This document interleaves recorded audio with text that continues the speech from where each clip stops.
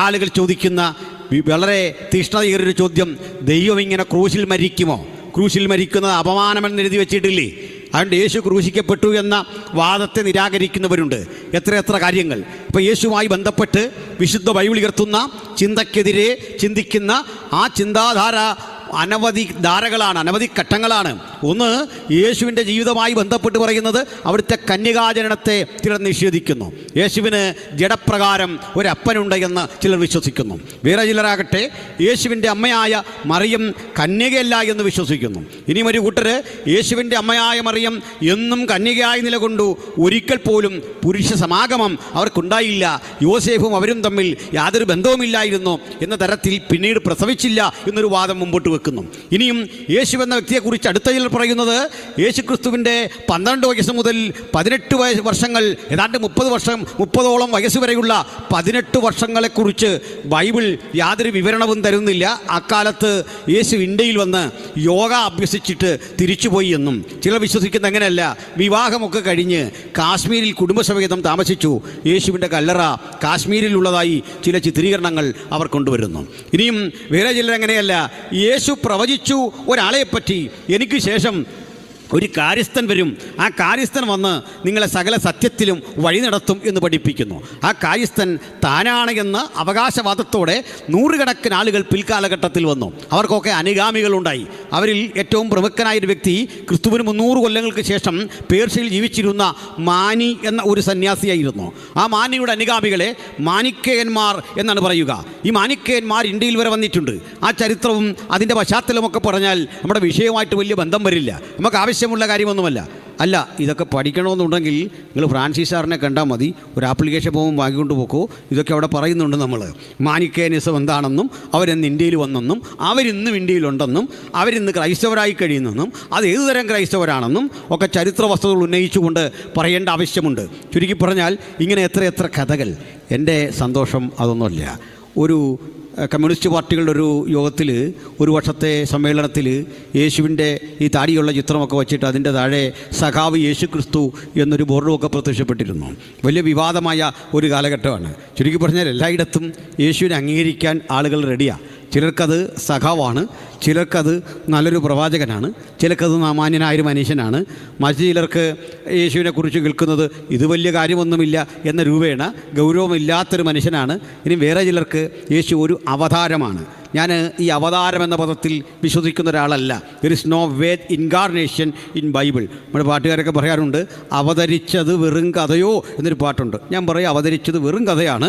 കാരണം Christ is not incarnation but God manifested in flush.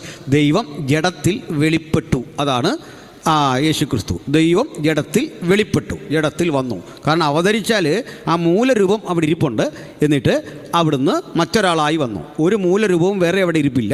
ദൈവപുത്രൻ, പിതാവ്, പുത്രൻ, പരിശുദ്ധാത്മാവ്, ഈ ത്രിഏക സത്യത്തിലെ പിതാവും പുത്രനും പരിശുദ്ധാത്മാവും എക്കാലഘട്ടത്തിലെയും ആത്യന്തിക സത്തയും സത്യവുമാണ്. എന്നാൽ അതിൽ പുത്രനാണ് ജഡത്തിൽ വെളിപ്പെട്ടു വന്നത്. ഞാൻ 2 വട്ടം മരണകരമായ ജീവിത പ്രതിസന്ധിയിൽ കൂടി കടന്നുപോയ ഒരാളാണ്. ഒന്ന് ഈ അടുത്ത കാലത്താണ്. പേടിയൊന്നും വന്നിട്ടില്ല, അവിടെ കിടക്കുമ്പോഴും പേടി വന്നിട്ടില്ല. ഈ വായെല്ലാം കൂടിയിട്ട് സംഭാഷണശേഷി നഷ്ടപ്പെടുന്ന അവസ്ഥയിലേക്ക് എത്തി. 2 കൊച്ചുകുട്ടികളാണ്, ന്യൂറോ ഡോക്ടർമാരാട്ടോ, അങ്കളേന്നാണ് വിളിച്ചത്. ആ കുരണ്ട നമുക്ക് നോക്കാം, 90 ദിവസമെങ്കിലും അങ്ങനെ കിടക്കുമെന്ന് പറഞ്ഞു. പക്ഷെങ്കിൽ എൻ്റെ സ്നേഹിതൻ ഫ്രാൻസിസ് സാർ ഇരിക്കുന്നു. കൃത്യം 16-ാം ദിവസം ഞാൻ തൊടുപുഴയിൽ വന്ന് ഇതുപോലെ പ്രസംഗിച്ചു. ഹല്ലേലൂയ. ഒരു കുഴപ്പമില്ല. അന്ന് കയ്യിലൊക്കെ ഒന്ന് താങ്ങണമായിരുന്നു സ്റ്റേജിലേക്കൊക്കെ വരാൻ. അപ്പോൾ പലരും ഓർത്തു എങ്ങനെയാകും. പക്ഷെ നമുക്കതിൽ പേടി വരാത്തതിൻ്റെ കാരണം എനിക്കിവിടെ ജീവിക്കുന്നത് ഇഷ്ടമാണ്, അങ്ങ് ചെല്ലുന്നത് വലിയ ഇഷ്ടമാണ്. 2 ഇഷ്ടമാണ്. ഇവിടെ ജീവിക്കുമ്പോൾ യേശുവിനെ പ്രസംഗിക്കാതെ ജീവിതത്തിൻ്റെ സന്തോഷം. ഹല്ലേലൂയ. അങ്ങ് ചെന്നാൽ മുഖാമുഖമായി അവിടുത്തെ സാന്നിധ്യം അറിയാം. ഒരു വചനഭാഗം വായിച്ച് സഹായിക്കാനായിട്ട് അപേക്ഷിക്കുന്നു. വിശുദ്ധ പൗലോസ് തിമോഥെയോസിന് എഴുതിയ 2-ാം ലേഖനം 4-ാം അധ്യായത്തിൻ്റെ 13-ാമത് വാക്യം വായിച്ചുകൊണ്ട് നമുക്ക് ദൈവവചനം ധ്യാനിക്കാം. 2 തിമോത്തി ചാപ്റ്റർ 4 വേഴ്സ് 30.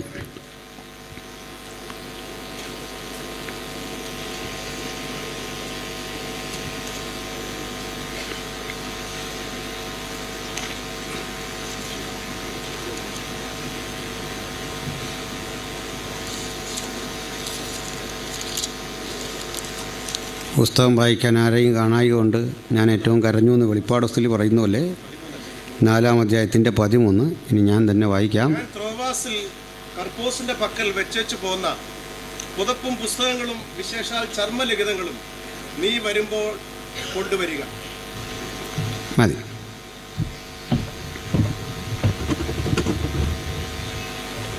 ഇനി ഈ വഴി ആരും വരികയും ചെയ്യല്ല, ഇവിടുന്ന് ആരും പോവുകയും ചെയ്യല്ല. കാരണം എനിക്കത് സഹിക്കാനുള്ള ത്രാണിയില്ല. അതുകൊണ്ടാണ് സ്റ്റേജ് കുലുങ്ങിക്കഴിഞ്ഞാൽ ഒന്നാമത് എനിക്ക് ആവശ്യത്തിന് വിഷയമാണ്, പല വശത്തേക്ക് നോക്കിയാണ് നിൽക്കുന്നത്. ഓക്കെ, ഞാൻ അതുകൊണ്ട് പറഞ്ഞു ഇടയ്ക്ക് വെള്ളം പോലും കൊണ്ട് ഈ വഴി വരരുത്.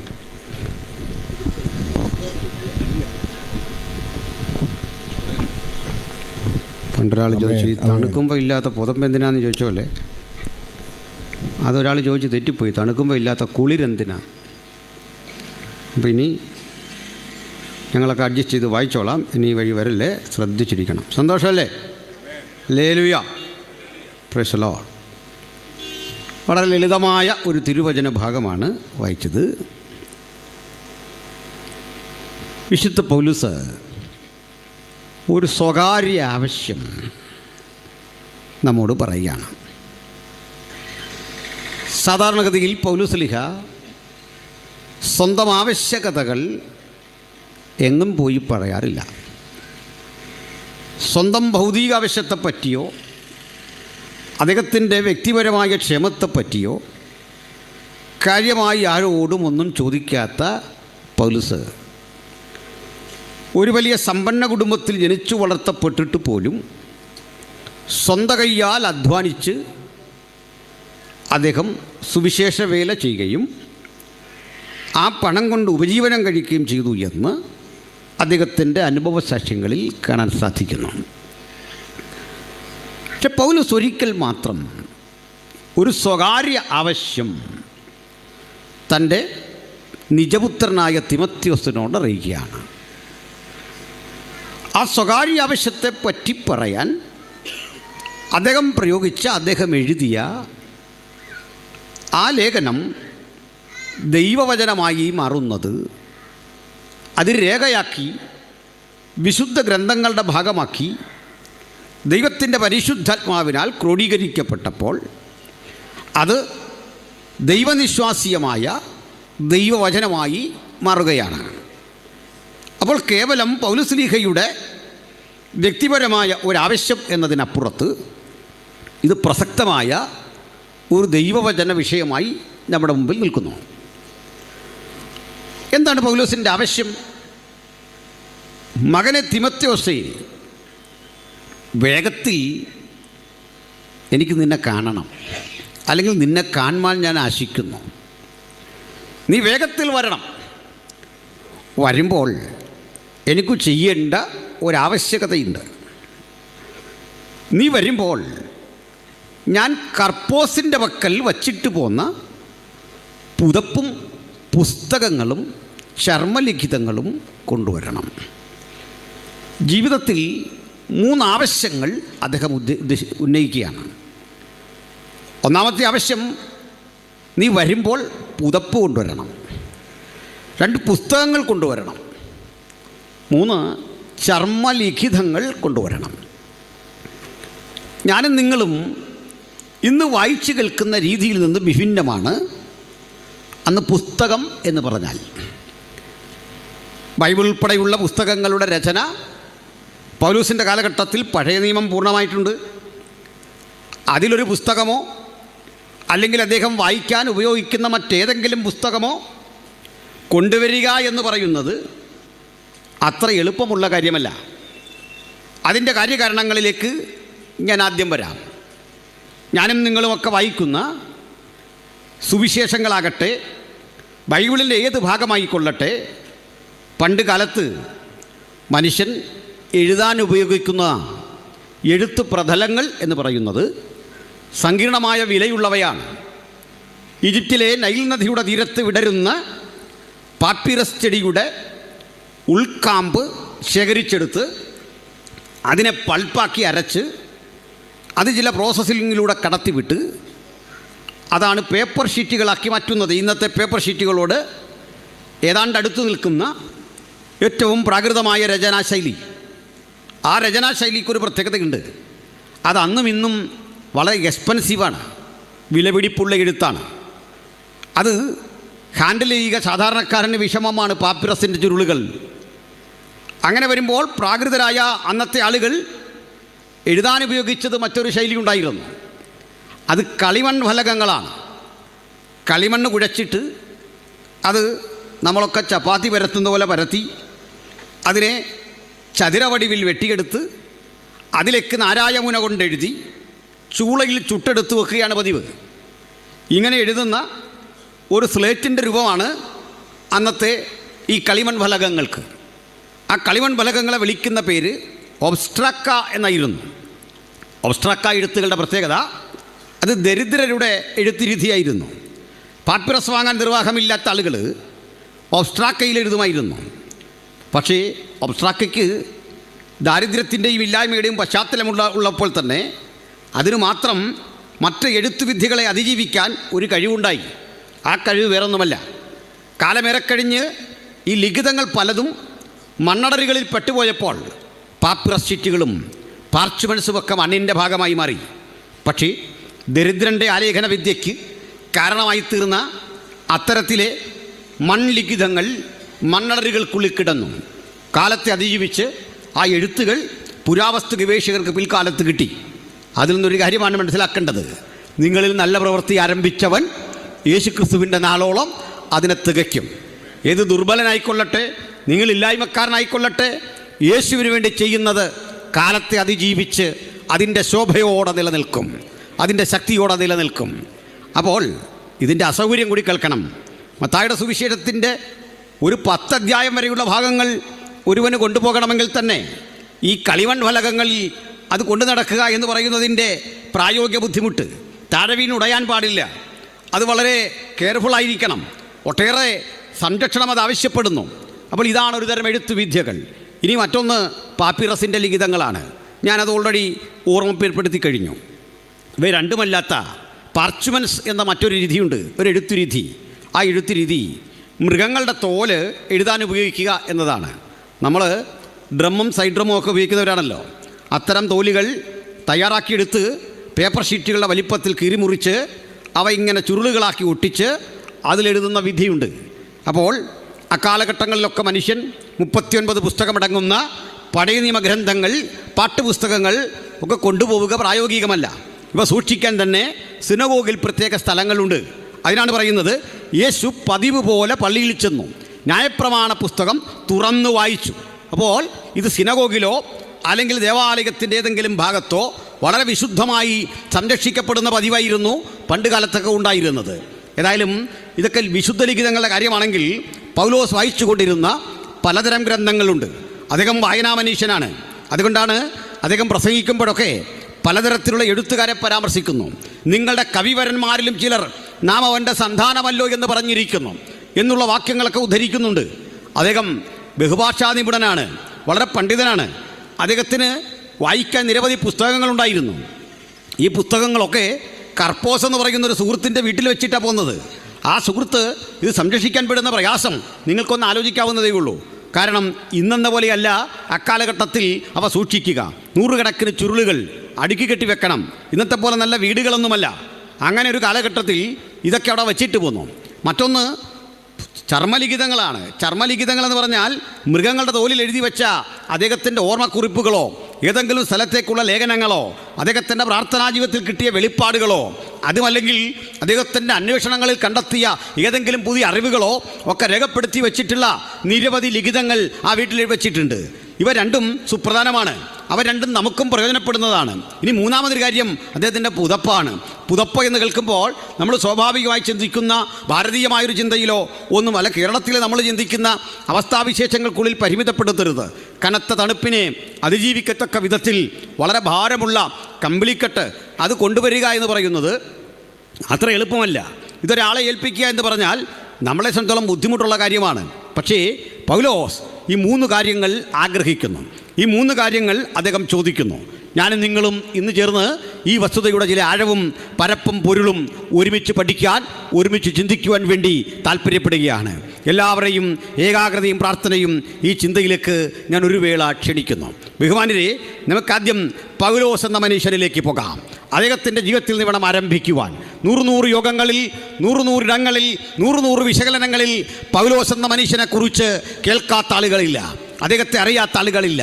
ക്രൈസ്തവരെ സംബന്ധിച്ചിടത്തോളം പൗലോസ് എന്ന പേര് കേൾക്കുന്നത് അഭിമാനകരമായൊരു അനുഭവമാണ്, അഭിമാനകരമായൊരു ചിന്തയാണ്. എന്താണ് പൗലോസിനെ കുറിച്ച് ഇത്രയും അഭിമാനം, ഇത്രയും സന്തോഷം? ഞങ്ങൾ ദൈവദാസന്മാർ ജീവിതത്തിൽ യേശു കഴിഞ്ഞാൽ ഏറെ പ്രസംഗിച്ചിട്ടുള്ളത് പൗലോസിനെ പറ്റിയാണ്. അദ്ദേഹത്തിൻ്റെ ജീവചരിത്രത്തിൽ നിന്നാണ് ആവേശകരങ്ങളായ നിരവധി പാഠങ്ങൾ ഞങ്ങൾ ഉൾക്കൊണ്ടിട്ടുള്ളത്. ചിലരെങ്കിലും പൗലോസിനൊരു വ്യാജനെന്ന് കരുതുന്നുണ്ട്. അത് ക്രൈസ്തവരാരുമല്ല. ക്രൈസ്തവ സഭയ്ക്ക് പുറത്ത് പൗലോസ് എന്തൊക്കെയോ തെറ്റായ പ്രവൃത്തികൾ ചെയ്തു എന്ന് വിശ്വസിക്കുന്ന ആളുകളുണ്ട്. അവർ വിശ്വസിക്കുന്ന തെറ്റായ പ്രവൃത്തി എന്താണെന്ന് നിങ്ങൾ കേൾക്കണം. അത് പൗലോസ് മോഷ്ടിച്ചുവെന്നോ അദ്ദേഹം ഏതെങ്കിലും ദുർമാർഗിയായിരുന്നെന്നോ ഒന്നുമല്ല അവർ പറയുന്നത്. പിന്നെന്താണ് തെറ്റ്? അവർ പറയും കേവലം ഒരു പ്രവാചകൻ മാത്രമായിരുന്ന യേശുവിനെ പിടിച്ച് ദൈവമാക്കിയത് പൗലോസാണ്. അങ്ങനെയാണ് അവരുടെ അവകാശവാദം. പൗലോസ് വരും വരെ ക്രൈസ്തവർക്കിടയിൽ യേശു ദൈവമായിരുന്നില്ല, ഒരു പ്രവാചകനായിരുന്നു. യഹൂദന്മാർക്കൊരു മശിക മാത്രമായിരുന്നു. യഹൂദന്മാർ മശികയായി സ്വീകരിക്കേണ്ടവനായിരുന്നു. അവരിപ്പലരും സ്വീകരിച്ചില്ല. ശ്രേഷ്ഠനായ ഒരു പ്രവാചകനായി യേശുവിനെ ഉൾക്കൊള്ളുവാൻ ഞങ്ങൾക്ക് വിഷമമൊന്നുമില്ല. യേശു മാന്യനാണ്, യേശു മഹാനാണ്. ആ മഹാൻ്റെ പേര് ഉദ്ധരിക്കുവാൻ, അവിടുത്തെ വാക്കുകൾ പറയാൻ ഞങ്ങൾക്ക് മടിയൊന്നുമില്ല. അദ്ദേഹത്തെ സ്വീകരിക്കാനൊക്കെ ഞങ്ങൾ തയ്യാറാ. പക്ഷേ അദ്ദേഹത്തെ ദൈവമായി കാണാൻ ഞങ്ങൾക്ക് ആഗ്രഹമില്ല. ഇത് ലോകത്തനവധി മനുഷ്യരുണ്ട്. യേശുവിനെ വിപ്ലവകാരിയായി കാണുന്ന ആളുകളുണ്ട്. കർത്താവായ യേശുവിനെ മഹാരഥനായ, മഹാനായ, മാന്യനായ ഒരു പ്രവാചകനായി കാണുന്ന ആളുകളുണ്ട്. ചിലരെങ്കിലും യേശുവിനെ കാണുന്നത് അദ്ദേഹത്തിൻ്റെ ഉയർപ്പിൽ വിശ്വസിക്കുന്നില്ല, പക്ഷേ അത്രയും മഹാനായ ഒരാൾ ജീവിച്ചിരുന്നു എന്ന് വിശ്വസിക്കുന്ന ആളുകളുണ്ട്. ക്രൈസ്തവർക്ക് പുറമെയുള്ള നിരവധി ആളുകൾ യേശുവിനെപ്പറ്റി നിരവധി ഗ്രന്ഥങ്ങൾ എഴുതിയിട്ടുണ്ട്. യേശുവിനെപ്പറ്റി, സുവിശേഷങ്ങളെപ്പറ്റി ഹൈന്ദവരായ സഹോദരന്മാർ എത്രയോ ഗഹനങ്ങളായ പഠനങ്ങൾ നിർവഹിച്ചിരിക്കുന്നു. നമുക്കറിയാം, യേശുവിനെപ്പറ്റി ഏറെ അനുകമ്പാർദ്രമായി ഹൃദയവിശാലതയോടെ എഴുതിയ ഒരാളാണ് മാതൃഭൂമിയുടെ പത്രാധിപരായിരുന്ന KP കേശവമേനോൻ. അദ്ദേഹത്തിൻ്റെ ഒരു പുസ്തകത്തിൻ്റെ പേര് തന്നെ യേശുദേവൻ എന്നായിരുന്നു. ശ്രീരാമകൃഷ്ണ മഠം പുറത്തിറക്കിയ യേശുദേവൻ എന്ന പ്രമുഖമായ മറ്റൊരു പുസ്തകമുണ്ട്. ചുരുക്കി പറഞ്ഞാൽ, ഈ രാജ്യത്തിലെ ഹൈന്ദവ സുഹൃത്തുക്കൾക്കോ ഇസ്ലാമിയർക്കോ മറ്റു സഹോദരങ്ങൾക്കോ യേശു എന്ന വ്യക്തിയോട് ഏതെങ്കിലും പിണക്കമുണ്ടെന്ന് ഞാൻ കരുതുന്നില്ല. ചുരുക്കം ചില നിരീശ്വരന്മാർ യേശുവിനെ തെറ്റിദ്ധരിപ്പിച്ച് യേശു ജീവിച്ചിരുന്നിട്ടില്ല എന്നുള്ള ചില വാദഗതികൾ കൊണ്ടുവന്നിട്ടുണ്ട്. ആ വാദഗതികളൊന്നും ചരിത്രപരമായി നിലനിൽക്കുന്നതല്ല. അതിന് പുറത്ത് യേശുവിനോട് ആരും വിരോധമുള്ളവരില്ല. യേശുവിനെ സ്നേഹിക്കുന്നവരാണ് ഭൂരിപക്ഷം ആളുകൾ. ക്രൈസ്തവർ ചെയ്തു കൂട്ടുന്ന ഏതെങ്കിലും കുറ്റങ്ങൾ കൊണ്ടോ പുരോഹിതന്മാരുടെ പക്കലെയോ പാസ്റ്റർമാരുടെ പക്കലെയോ ഏതെങ്കിലും ജീവിത അപാകത കൊണ്ടോ യേശുവിൻ്റെ മൂല്യവും അവിടുത്തെ മാറ്റും ആരും വില കുറച്ചു കാണുന്നില്ല. അത് ഞങ്ങൾക്ക് നന്നായിട്ടറിയാം. പക്ഷേ ഇവരൊക്കെ ഒരേ സ്വരത്തിൽ പറയുന്നൊരു കാര്യം, നിങ്ങൾ പറയും പോലെ യേശു ദൈവമല്ല, ദൈവമായിട്ടൊന്നും ഞങ്ങൾ യേശുവിനെ കാണുന്നില്ല, ഇങ്ങനെ പറയുന്ന ആളുകളുണ്ട്. ഞാൻ ആ ചിന്തയിലൂടെ നിന്ന് വരുന്നു. അതിന് ചില ന്യായങ്ങളും ഈ സുഹൃത്തുക്കൾക്ക് പറയാനുണ്ട്. എന്താണ് ന്യായം? ദൈവമെന്ന് പറഞ്ഞാൽ ആരാ? ദൈവത്തിന് വിശക്കുമോ? ദൈവം കരയുമോ? ദൈവം ക്രൂശിൽ കിടന്ന് അലമുറ കൂട്ടുമോ?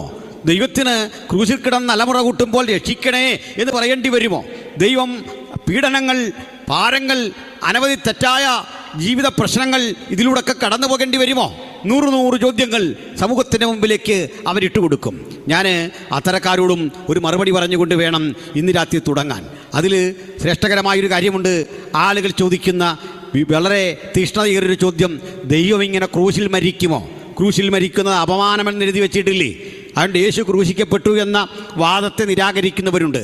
എത്ര കാര്യങ്ങൾ. ഇപ്പോൾ യേശുവുമായി ബന്ധപ്പെട്ട് വിശുദ്ധ ബൈബിൾ ഉയർത്തുന്ന ചിന്തയ്ക്കെതിരെ ചിന്തിക്കുന്ന ആ ചിന്താധാര അനവധി ധാരകളാണ്, അനവധി ഘട്ടങ്ങളാണ്. ഒന്ന്, യേശുവിൻ്റെ ജീവിതമായി ബന്ധപ്പെട്ട് പറയുന്നത് അവിടുത്തെ കന്യകാജനനത്തെ ചിലർ നിഷേധിക്കുന്നു. യേശുവിന് ജഡപ്രകാരം ഒരപ്പനുണ്ട് എന്ന് ചിലർ വിശ്വസിക്കുന്നു. വേറെ ചിലരാകട്ടെ യേശുവിൻ്റെ അമ്മയായ മറിയം കന്യകയല്ല എന്ന് വിശ്വസിക്കുന്നു. ഇനിയും ഒരു കൂട്ടർ യേശുവിൻ്റെ അമ്മയായ മറിയം എന്നും കന്യകയായി നിലകൊണ്ടു, ഒരിക്കൽ പോലും പുരുഷ സമാഗമം അവർക്കുണ്ടായില്ല, യോസേഫും അവരും തമ്മിൽ യാതൊരു ബന്ധവുമില്ലായിരുന്നു എന്ന തരത്തിൽ പിന്നീട് പ്രസവിച്ചില്ല എന്നൊരു വാദം മുമ്പോട്ട് പങ്കുവെക്കുന്നു. ഇനിയും യേശു എന്ന വ്യക്തിയെക്കുറിച്ച് അടുത്ത ചിലർ പറയുന്നത് യേശു ക്രിസ്തുവിൻ്റെ 12 വയസ്സ് മുതൽ 18 വർഷങ്ങൾ, ഏതാണ്ട് 30ഓളം വയസ്സ് വരെയുള്ള 18 വർഷങ്ങളെക്കുറിച്ച് ബൈബിൾ യാതൊരു വിവരണവും തരുന്നില്ല. അക്കാലത്ത് യേശു ഇന്ത്യയിൽ വന്ന് യോഗ അഭ്യസിച്ചിട്ട് തിരിച്ചുപോയി എന്നും ചിലർ വിശ്വസിക്കുന്ന അങ്ങനെയല്ല. വിവാഹമൊക്കെ കഴിഞ്ഞ് കാശ്മീരിൽ കുടുംബസമേതം താമസിച്ചു. യേശുവിൻ്റെ കല്ലറ കാശ്മീരിലുള്ളതായി ചില ചിത്രീകരണങ്ങൾ അവർ കൊണ്ടുവരുന്നു. ഇനിയും വേറെ ചിലർ അങ്ങനെയല്ല. യേശു പ്രവചിച്ചു ഒരാളെപ്പറ്റി, എനിക്ക് ശേഷം ഒരു കാര്യസ്ഥൻ വരും, ആ കാര്യസ്ഥൻ വന്ന് നിങ്ങളെ സകല സത്യത്തിലും വഴി നടത്തും എന്ന് പഠിപ്പിക്കുന്നു. ആ കാര്യസ്ഥൻ താനാണ് എന്ന അവകാശവാദത്തോടെ നൂറുകണക്കിന് ആളുകൾ പിൽക്കാലഘട്ടത്തിൽ വന്നു. അവർക്കൊക്കെ അനുഗാമികളുണ്ടായി. അവരിൽ ഏറ്റവും പ്രമുഖനായൊരു വ്യക്തി ക്രിസ്തുവിന് 300 കൊല്ലങ്ങൾക്ക് ശേഷം പേർഷ്യയിൽ ജീവിച്ചിരുന്ന മാനി എന്ന ഒരു സന്യാസിയായിരുന്നു. ആ മാനിയുടെ അനുഗാമികളെ മാനിക്കേയന്മാർ എന്നാണ് പറയുക. ഈ മാനിക്കേയന്മാർ ഇന്ത്യയിൽ വരെ വന്നിട്ടുണ്ട്. ആ ചരിത്രവും അതിൻ്റെ പശ്ചാത്തലമൊക്കെ പറഞ്ഞാൽ നമ്മുടെ വിഷയവുമായിട്ട് വലിയ ബന്ധം വരില്ല. നമുക്ക് ആവശ്യമുള്ള കാര്യമൊന്നുമല്ല. അല്ല, ഇതൊക്കെ പഠിക്കണമെന്നുണ്ടെങ്കിൽ നിങ്ങൾ ഫ്രാൻസിസ് സാറിനെ കണ്ടാൽ മതി. ഒരു ആപ്ലിക്കേഷൻ പോകുമ്പോൾ വാങ്ങിക്കൊണ്ട് പോക്കോ. ഇതൊക്കെ അവിടെ പറയുന്നുണ്ട്. നമ്മൾ മാനിക്കേനിസം എന്താണെന്നും അവരെന്ന് ഇന്ത്യയിൽ വന്നെന്നും അവരിന്നും ഇന്ത്യയിലുണ്ടെന്നും അവരിന്ന് ക്രൈസ്തവരായി കഴിയുന്നെന്നും അത് ഏതുതരം ക്രൈസ്തവരാണെന്നും ഒക്കെ ചരിത്ര വസ്തുതകൾ ഉന്നയിച്ചുകൊണ്ട് പറയേണ്ട ആവശ്യമുണ്ട്. ചുരുക്കി പറഞ്ഞാൽ ഇങ്ങനെ എത്ര കഥകൾ. എൻ്റെ സന്തോഷം അതൊന്നുമല്ല. ഒരു കമ്മ്യൂണിസ്റ്റ് പാർട്ടികളുടെ ഒരു യോഗത്തിൽ, ഒരു വർഷത്തെ സമ്മേളനത്തിൽ യേശുവിൻ്റെ ഈ താടിയുള്ള ചിത്രമൊക്കെ വച്ചിട്ട് അതിൻ്റെ താഴെ സഖാവ് യേശു ക്രിസ്തു എന്നൊരു ബോർഡുമൊക്കെ പ്രത്യക്ഷപ്പെട്ടിരുന്നു. വലിയ വിവാദമായ ഒരു കാലഘട്ടമാണ്. ചുരുക്കി പറഞ്ഞാൽ എല്ലായിടത്തും യേശുവിനെ അംഗീകരിക്കാൻ ആളുകൾ റെഡിയാണ്. ചിലർക്കത് സഖാവാണ്, ചിലർക്കത് നല്ലൊരു പ്രവാചകനാണ്, ചിലർക്കത് സാമാന്യനായൊരു മനുഷ്യനാണ്, മറ്റു ചിലർക്ക് യേശുവിനെക്കുറിച്ച് കേൾക്കുന്നത് ഇത് വലിയ കാര്യമൊന്നുമില്ല എന്ന രൂപേണ ഗൗരവമില്ലാത്തൊരു മനുഷ്യനാണ്. ഇനി വേറെ ചിലർക്ക് യേശു ഒരു അവതാരമാണ്. ഞാൻ ഈ അവതാരം എന്ന പദത്തിൽ വിശ്വസിക്കുന്ന ഒരാളല്ല. There is no word incarnation in Bible. നമ്മുടെ പാട്ടുകാരൊക്കെ പറയാറുണ്ട് അവതരിച്ചത് വെറും കഥയോ എന്നൊരു പാട്ടുണ്ട്. ഞാൻ പറയും അവതരിച്ചത് വെറും കഥയാണ്. കാരണം Christ is not incarnation but God manifested in flesh. ദൈവം ജഡത്തിൽ വെളിപ്പെട്ടു. അതാണ് യേശു ക്രിസ്തു. ദൈവം ജഡത്തിൽ വെളിപ്പെട്ടു, ജഡത്തിൽ വന്നു. കാരണം അവതരിച്ചാൽ ആ മൂലരൂപം അവിടെ ഇരിപ്പുണ്ട്, എന്നിട്ട് അവിടുന്ന് മറ്റൊരാളായി വന്നു. ഒരു മൂലരൂപവും വേറെ അവിടെ ഇരിപ്പില്ല. ദൈവപുത്രൻ, പിതാവ്, പുത്രൻ, പരിശുദ്ധാത്മാവ്, ഈ ത്രിഏക സത്യത്തിലെ പിതാവും പുത്രനും പരിശുദ്ധാത്മാവും എക്കാലഘട്ടത്തിലെയും ആത്യന്തിക സത്തയും സത്യവുമാണ്. എന്നാൽ അതിൽ പുത്രനാണ് ജഡത്തിൽ വെളിപ്പെട്ടു വന്നത്. പിതാവല്ല ജഡത്തിൽ വെളിപ്പെട്ടു വന്നത്, പരിശുദ്ധാത്മാവുമല്ല ജഡത്തിൽ വെളിപ്പെട്ടു വന്നത്. പുത്രൻ കാലസമ്പൂർണതയിൽ വെളിപ്പെട്ടു വന്നു. പുത്രൻ വെളിപ്പെട്ടു വരുമ്പോൾ അവൻ തന്നെത്താൻ ഒടിച്ചു ക്രൂശിലെ മരണത്തോളം തന്നെത്താൻ താഴ്ത്തി. ഇതൊക്കെ വചനം വളരെ വ്യക്തമാണ്. അപ്പോൾ ഇതൊക്കെ ക്രൈസ്തവ ദൈവശാസ്ത്രത്തിൻ്റെ ഈടുറ്റ ശക്തിയേറിയ പഠിപ്പിക്കലുകളും കാഴ്ചപ്പാടുകളുമാണ്. അപ്പോൾ നമുക്ക് ഏതായാലും അത്രയും ഗഹനമായി പോകാനുള്ള ഒരവസരം ഇവിടെ ഇല്ല. ഏതായാലും നമ്മുടെ വിഷയത്തിലേക്ക് നേരെ തന്നെ വരട്ടെ. എൻ്റെ പ്രിയപ്പെട്ടവരെ, ഇങ്ങനെ കർത്താവായ യേശു ക്രിസ്തുവിനെ കുറിച്ച് വിഭിന്നങ്ങളായ 100 ചിന്തകൾ നിൽക്കുന്നു. ഈ ചിന്തകൾക്കൊന്നും യാതൊരുവിധ പുതുമയുമില്ല. നമ്മൾ ചിലർക്കെങ്കിലും തോന്നും ഇന്നാണ് സഭാചരിത്രത്തിലെ 100 ചോദ്യങ്ങളുടെ കാലഘട്ടം. ഇന്നാണ് അനവധിയായ ചോദ്യശരങ്ങൾ കൊണ്ട് ദൈവദാസന്മാരെയും അല്ലെങ്കിൽ ബൈബിൾ പഠിതാക്കളെയും മുൾമുനയിൽ നിർത്താൻ നിരീശ്വരന്മാരും തത്വചിന്തകന്മാരും പാടുപെടുന്നത്. അല്ല, ക്രിസ്ത്യാനിറ്റിയുടെ ഏതാണ്ട് 2000 വർഷത്തെ ചരിത്രത്തിൽ യേശു എന്ന മനുഷ്യൻ വിമർശിക്കപ്പെടാതിരുന്ന ഒരു കാലഘട്ടമില്ല. ഏത് പരിസ്ഥിതിയിലും പ്രവർത്തിക്കുന്നവനാണ് എൻ്റെ യേശു. വിശ്വസിച്ച് ഇവിടം വിട്ടു പോകാവൂ. ദൈവമക്കൾ തെർത്തോസ് ഈ പ്രവൃത്തി ചെയ്തിട്ട് പോകാൻ നേരം ഒരു ചായക്കാശ് കൊടുക്കാൻ നിർവാഹമില്ലാതിരുന്നു. ആ പുസ്തകത്തിൻ്റെ പേരാ റോമർക്കെഴുതിയ ലേഖനം. ആ ലേഖനം വായിച്ചപ്പോഴാ മാർട്ടിൻ ലൂതർ അതുവരെ ക്രൈസ്തവ സഭയിൽ നടമാടിയിരുന്ന തിന്മകൾക്കെതിരെ സമരകാഹളം മുടക്കിക്കൊണ്ട് വിറ്റൻബർഗ് ദേവാലയത്തിൻ്റെ ഭിത്തിയിൽ 95 ചോദ്യങ്ങൾ എഴുതി ചോദിച്ചുകൊണ്ട് സഭയുടെ തെറ്റായ നടപടിക്രമങ്ങൾക്കെതിരെ ശബ്ദമുയർത്തിയത് കൊണ്ട് നമ്മൾ ഈ വന്നിരിക്കുന്നത്. അപ്പോൾ തിരുവെഴുത്ത് പലതും പ്രാപിച്ചത് ഇരുട്ടുകിണറ്റിലെ പീഡകൾക്കകത്ത് നിന്ന് തീയിൽ കുരുത്തപ്പോൾ വെയിലത്ത് വാടാത്ത ഈ മഹാഗ്രന്ഥം കൈലേന്തിക്കൊണ്ട് പറയാ, പ്രാണൻ കൊടുത്തും ഈ പുസ്തകത്തിന്റെ ഉപദേശത്തെ ഞങ്ങൾ സംരക്ഷിക്കും. വിശുദ്ധന്മാർക്ക് ഒരിക്കലായി വരമേൽപ്പിച്ച അതിവിശുദ്ധ വചനത്തിന് വേണ്ടി, അതിവിശുദ്ധ ശുശ്രൂഷയ്ക്ക് വേണ്ടി നിവരെ നിൽക്കാൻ കഴിയുന്ന ഒരു ജനാവലിയുടെ ആവിർഭാവം ഇന്ന് രാത്രി ഉണ്ടാകട്ടെ. അങ്ങനെ പല ജയിലിൽ മാറിപ്പോയി. അവസാനം ഈ റോമിൽ ഒരു നിയമമുണ്ട്. ഇന്ന് ഉത്തരവിട്ടാൽ നാളെ മുതൽ എപ്പോൾ വേണമെങ്കിലും മരണം നടക്കാം. ചിലപ്പോൾ മാസങ്ങൾ ഇത് നീണ്ടുപോകും, ചിലപ്പോൾ വർഷങ്ങളെടുക്കും. നമ്മളെ കൊല്ലുമെന്നൊക്കെ ഉത്തരവെഴുതി ഇങ്ങനെ ഇട്ടാലേ അത് വായിക്കുന്ന നമ്മുടെ അവസ്ഥയൊന്ന് ആലോചിച്ച് നോക്കി, മാനസിക നില തകരും. തൊട്ടുമുകളിൽ പ്രദർശിപ്പിച്ചു വച്ചിരിക്കുക നമ്മളെ കൊല്ലുന്ന കൊലയുടെ ഉത്തരവ്. ഇതൊക്കെ എഴുതിയത് വായിച്ച സാധാരണഗതിയിൽ കിടക്കുന്ന ആളുകൾക്ക് സമനില തെറ്റും, മരണഭീതി വർദ്ധിക്കും, മരണത്തെക്കുറിച്ചുള്ള വലിയ ആകുലതകൾ വരും. ഞാൻ 2 വട്ടം മരണകരമായ ജീവിത പ്രതിസന്ധിയിൽ കൂടി കടന്നുപോയ ഒരാളാണ്. ഒന്ന് ഈ അടുത്ത കാലത്താണ്. പേടിയൊന്നും വന്നിട്ടില്ല, അവിടെ കിടക്കുമ്പോഴും പേടി വന്നിട്ടില്ല. ഈ വായെല്ലാം കൂടിയിട്ട് സംഭാഷണശേഷി നഷ്ടപ്പെടുന്ന അവസ്ഥയിലേക്ക് എത്തി. 2 കൊച്ചു കുട്ടികളാണ്, ന്യൂറോ ഡോക്ടർമാരാട്ടോ, അങ്കളേന്നാണ് വിളിച്ചത്. ആ കുരണ്ട നമുക്ക് നോക്കാം, 90 ദിവസമെങ്കിലും അങ്ങനെ കിടക്കുമെന്ന് പറഞ്ഞു. പക്ഷെങ്കിൽ എൻ്റെ സ്നേഹിതൻ ഫ്രാൻസിസ് സാർ ഇരിക്കുന്നു. കൃത്യം 16-ാം ദിവസം ഞാൻ തൊടുപുഴയിൽ വന്ന് ഇതുപോലെ പ്രസംഗിച്ചു. ഹല്ലേലൂയ. ഒരു കുഴപ്പമില്ല. അന്ന് കയ്യിലൊക്കെ ഒന്ന് താങ്ങണമായിരുന്നു സ്റ്റേജിലേക്കൊക്കെ വരാൻ. അപ്പോൾ പലരും ഓർത്തു എങ്ങനെയാകും. പക്ഷെ നമുക്കതിൽ പേടി വരാത്തതിൻ്റെ കാരണം എനിക്കിവിടെ ജീവിക്കുന്നത് ഇഷ്ടമാണ്, അങ്ങ് ചെല്ലുന്നത് വലിയ ഇഷ്ടമാണ്. 2 ഇഷ്ടമാണ്. ഇവിടെ ജീവിക്കുമ്പോൾ യേശുവിനെ പ്രസംഗിക്കാതെ ജീവിതത്തിൻ്റെ സന്തോഷം. ഹല്ലേലൂയ. അങ്ങ് ചെന്നാൽ മുഖാമുഖമായി അവിടുത്തെ സാന്നിധ്യം അറിയാം. അപ്പോഴേ പൗലോസ് ഇവിടെ കിടന്നിട്ട് സമനില തെറ്റിപ്പോയൊന്നുമില്ല. ഡോക്ടർ എഴുതിയൊരു കുറിപ്പടി വായിച്ചിട്ട് സമനില തെറ്റാതെ, ഒരു സ്കാനിങ് റിപ്പോർട്ട് കണ്ടിട്ട് ആകുലപ്പെടാതെ, മരണഭീതി ഉണർത്തുന്ന ശബ്ദം കേട്ടിട്ട് തോറ്റുകൊടുക്കാതെ, ജയമെടുത്താതെ ഈ കിടക്കുന്ന കിടപ്പിൽ ഒരാഗ്രഹം പ്രകടിപ്പിക്കുക. നമുക്കിങ്ങനെ കിടക്കുമ്പോൾ എന്തൊക്കെ തോന്നൽ വരും. ഭാര്യയെ കണ്ടാൽ കൊള്ളാം, മകളെ കണ്ടാൽ കൊള്ളാം, സ്നേഹിക്കുന്ന ഇളയ കുട്ടിയെ കണ്ടാൽ കൊള്ളാം, പെൺകുട്ടിയൊന്ന് കണ്ടാൽ കൊള്ളാം, സ്നേഹമുള്ളൊരു കൂട്ടുകാരനെ കണ്ടാൽ കൊള്ളാം. 100 ആഗ്രഹങ്ങൾ. പൗലോസ് ഒരു മനുഷ്യനാണ്. പക്ഷെ ആഗ്രഹങ്ങൾക്കെല്ലാം അവധി കൊടുത്തിട്ട് പറയുക, മകനെ തിമത്യോസേ, നിന്നെ ഒന്ന് കണ്ടാൽ കൊള്ളാം, നീ വരണം. വരുമ്പോഴേ എൻ്റെ മരണമെന്നറിയാൻ വയ്യ. ചിലപ്പോൾ ശീതകാലം കഴിഞ്ഞിട്ടായിരിക്കും വധശിക്ഷ നടപ്പിലാക്കുന്നത്. കാരണം കിടുകിടുക്കുന്ന മരം കൊച്ചുന്ന തണുപ്പത്ത് പടയാളികൾക്ക് വന്ന് നിൽക്കാൻ കഴിയില്ല. എന്നോടുള്ള കരുണയൊന്നുമല്ല. പടയാളികൾക്ക് ശിക്ഷ നടപ്പിലാക്കാൻ പൊതുസ്ഥലങ്ങളിൽ തൂക്കുമരങ്ങൾ സജ്ജീകരിക്കാൻ ഒക്കെ പാടാ. ശിക്ഷയുടെ രീതി കൂടി പറയാം.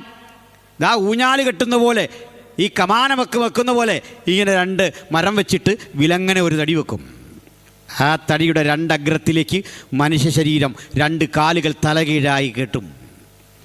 ഈ കാലിടുക്കിലേക്ക് അറപ്പുവാൾ വെച്ചിട്ട് അപ്പുറത്തും ഇപ്പുറത്തും നിന്ന് പടയാളികൾ അറുത്തറുത്ത് 2 പീസാക്കും. ഇതാ ഈർച്ചവാളിനാലുള്ള മരണം. ഇതാ എഴുതി വച്ചിരിക്കുന്ന ഭീകരത.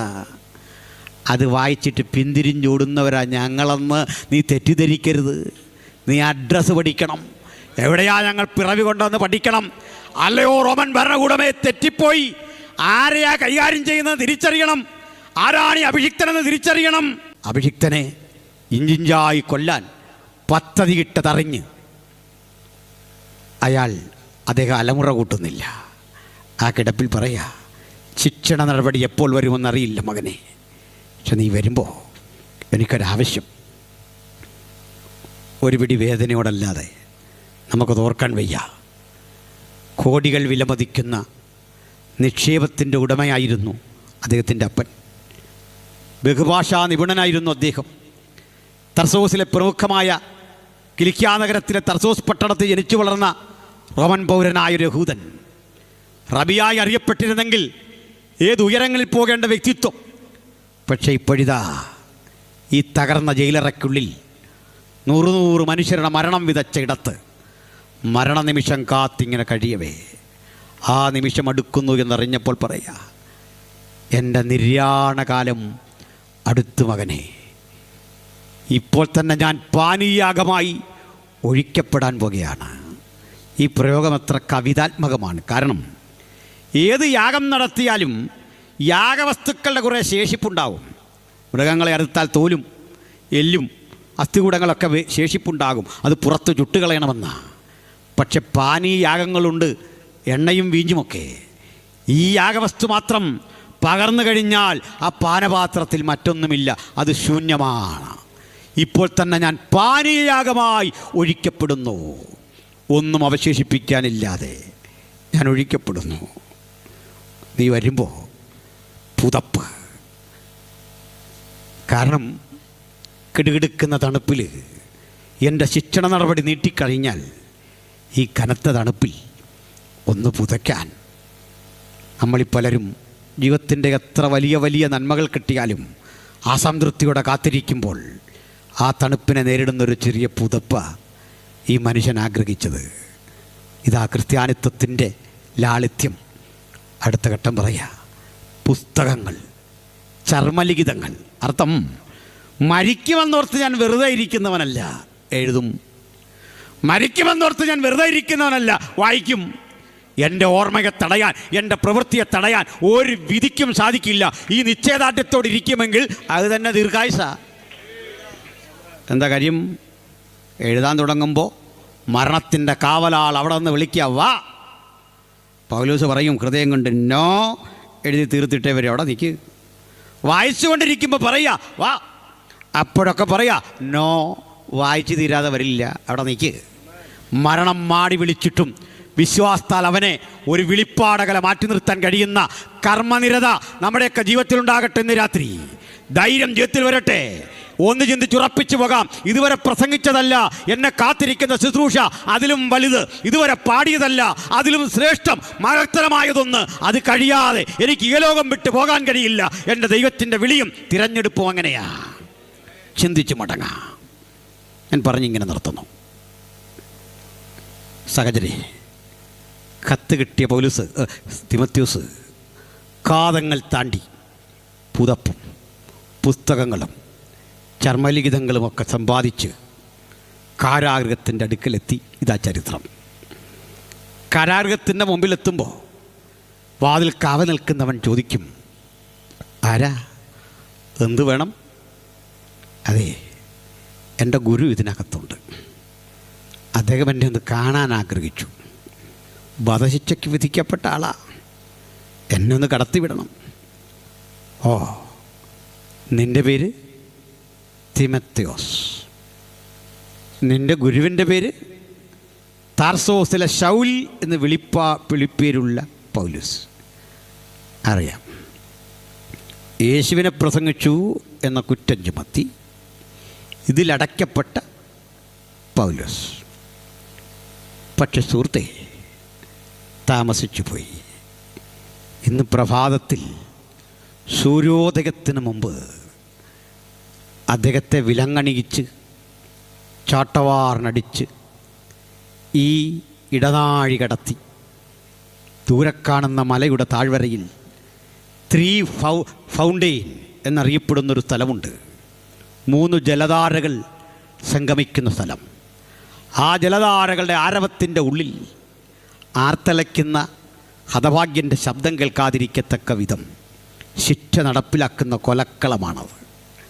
അവിടെ ഇരുമ്പ് കമ്പികൾ കെട്ടിവെച്ച് തല കീഴായിട്ടിട്ട് ഇഞ്ചിഞ്ചായി അറുത്തു കൊല്ലാൻ വിധി പ്രഖ്യാപിച്ചുകൊണ്ട് മുന്നടക്കുന്ന റോമൻ പടയാളിയും പിന്നാലെ പോകുന്ന സംരക്ഷകരും വിധി നടപ്പിലാക്കാൻ വാൾ കയ്യിലെന്തിക്കൊണ്ട് വരുന്ന കർമ്മനിരതരായ സേനാനായകന്മാരും ആർത്ത് വിളിച്ചിതുവഴി പോകുമ്പോൾ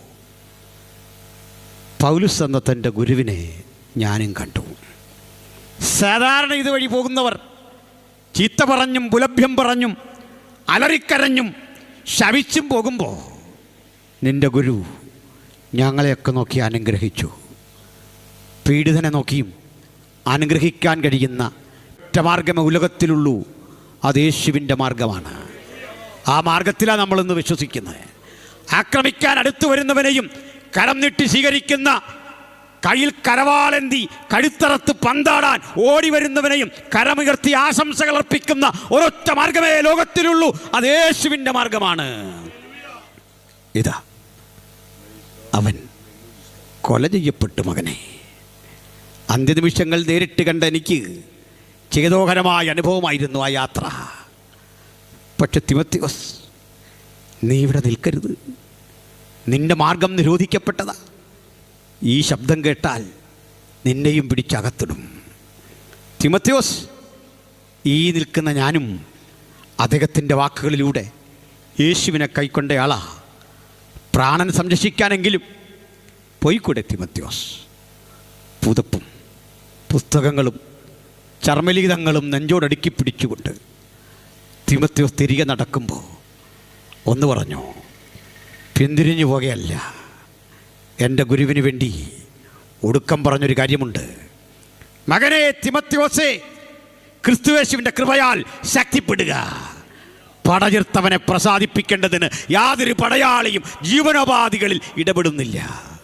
ഞാനും എൻ്റെ യേശുവിന് വേണ്ടി എരിഞ്ഞടങ്ങാൻ, കർമ്മനിരതനാകാൻ ഈ പുതപ്പും പുസ്തകങ്ങളും ചർമ്മലിഖിതങ്ങളും അത്തരമൊരു സ്മരണയായി ജീവിതത്തിൽ, ഹൃദയത്തിൽ പെരുമ്പറ മുഴക്കുന്നു. ഈ പെരുമ്പറയുടെ ശബ്ദം 2000 ആണ്ടുകളായി നിലയ്ക്കാതെ ഇന്നും ഉള്ളിൽ കൊണ്ടു നടക്കുന്ന ആ തുടിതാളം നഷ്ടപ്പെടാതെ നമുക്ക് യേശുവിന് വേണ്ടി ഈ കൊല്ലവും പ്രവർത്തിക്കാൻ സർവശക്തൻ കാരുണ്യം കാണിക്കട്ടെ. ഈ വചനം കേൾക്കുന്നവർക്കിടയിൽ നിന്ന് യേശുവിനെ അനുഗമിക്കാൻ മാത്രമല്ല, യേശുവിനെ പ്രസംഗിക്കാനും യേശുവിന് വേണ്ടി നിൽക്കാനും പാടാനും കഴിയുന്ന ചില കൂടി ഉരുത്തിരിയട്ടെ. ഇതാണ് ഞങ്ങളുടെ പ്രാർത്ഥന. ആ ബോധ്യത്തിൽ എനിക്കെൻ്റെ യേശുവിനെ അനുഗമിക്കണം, എനിക്ക് ദൈവവൈതലാകണം. ആർക്കാഗ്രഹമുണ്ട് അവർക്ക് സ്വയം സമർപ്പിക്കാം. ഞാൻ യേശുവിനെ സ്വീകരിച്ചു, എനിക്കെൻ്റെ യേശുവിനെ പ്രസംഗിക്കണം. അവസാന ശ്വാസത്തിലും യേശുവിനെ പ്രസംഗിക്കണം, യേശുവിനെ പ്രസംഗിച്ച് മരിക്കണം. ആഗ്രഹിക്കുന്നവരെ ഓർത്ത് ഞാൻ ദൈവത്തെ സ്തുതിക്കുന്നു. ഒരു വേള യേശുവിൻ്റെ സുവിശേഷം, യേശുക്രിസ്തുവിൽ കൂടിയുള്ള രക്ഷ, അത് ആത്യന്തികമായ വിടുതലാണ്. യേശുവിലെ രക്ഷ ആത്യന്തികമായ നിത്യതയാണ്. അത് കരഗതമാക്കാതെ ആരും മടങ്ങരുതേ. നമുക്കെല്ലാവർക്കും കണ്ണുകളടയ്ക്കാം, ഹൃദയത്തെ ഏകാഗ്രമാക്കാം. തമ്പുരാൻ്റെ സന്നിധിയിൽ യേശുവിനെ അനുഗമിക്കാൻ, യേശുവിൻ്റെ പാതയെ നടക്കാൻ നിങ്ങൾക്കൊരു ഉൾവിളിയുണ്ടെങ്കിൽ, ഞാൻ ഇന്നു മുതൽ യേശുവിനെ അനുഗമിക്കുന്നു. അല്ല, ഞാൻ യേശുവിനെ അനുഗമിച്ചവനാണ്, അനുഗമിച്ചവളാണ്, എനിക്കെൻ്റെ യേശുവിനെ പ്രസംഗിക്കണം. ഈ നാവ് യേശുവിന് വേണ്ടി, ഈ ഹൃദയം യേശുവിന് വേണ്ടി. ആ തുടിക്കുന്ന ഹൃദയത്തോടെ യേശുവിനെ അനുധാവനം ചെയ്യാൻ ആരുണ്ട്? ആ സമർപ്പണത്തിൻ്റെ ഭാഗമായി അവർക്ക് മാത്രം കരമുയർത്താം. ഞങ്ങൾ അവർക്ക് വേണ്ടി പ്രാർത്ഥിക്കും. വളരെ വേഗം ചില കരങ്ങൾ ഉയർത്തി കാണുന്നു. പ്രായഭേദമന്യേ ഉയർത്തപ്പെട്ട കരങ്ങളെ കാണുന്നു. ഇത് വിശ്വാസികൾ ഭൂരിപക്ഷമുള്ള ഇടമാണെന്ന് എനിക്കറിയാം. ആ കരങ്ങളെ താഴ്ത്തിയിടാം. ഒന്ന് മനസ്സിലാക്കുന്നു, വരും തലമുറയിൽ യേശുവിൻ്റെ അനുഗാമികളുടെ ഭാവി സുരക്ഷിതമാണ്. യേശുവിനെ പ്രസംഗിക്കാൻ, യേശുവിന് വേണ്ടി നിൽക്കാൻ ഒരു തലമുറ വീണ്ടും തയ്യാറെടുക്കുന്നു. ദൈവം നിങ്ങളെ തൊടട്ടെ, സ്വർഗീയ ആശീർവാദം നിങ്ങളുടെ മേൽ പകരട്ടെ. ഞാനും ഒരു വാക്കിൽ പ്രാർത്ഥിക്കുന്നു. സ്വർഗസ്ഥ പിതാവേ, കേട്ട വചന നിമിത്തം ഞങ്ങൾ ഈ ഗ്രാമത്തെ അനുഗ്രഹിക്കുന്നു.